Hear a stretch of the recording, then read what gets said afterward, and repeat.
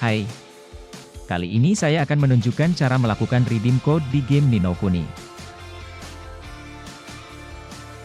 Hal pertama yang harus kalian lakukan adalah, membuka gamenya terlebih dahulu, dan masuk ke setting. Setelah masuk ke setting, pilih opsi akun,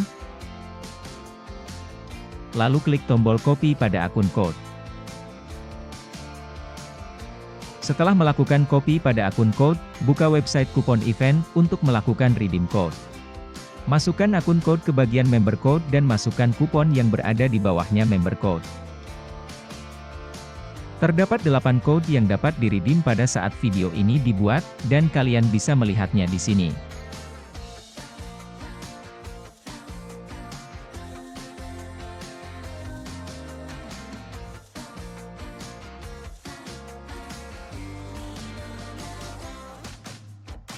Setelah memasukkan kode akun dan kupon, lalu klik confirm.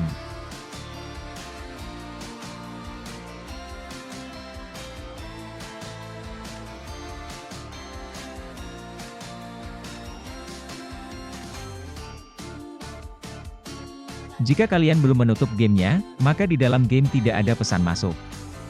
Kalian harus keluar dari game atau berpindah map agar hadiah yang di-redeem sebelumnya bisa masuk. Namun jika kalian ingin meredeem hadiah tersebut untuk karakter lain, saya sarankan untuk melakukan login ulang.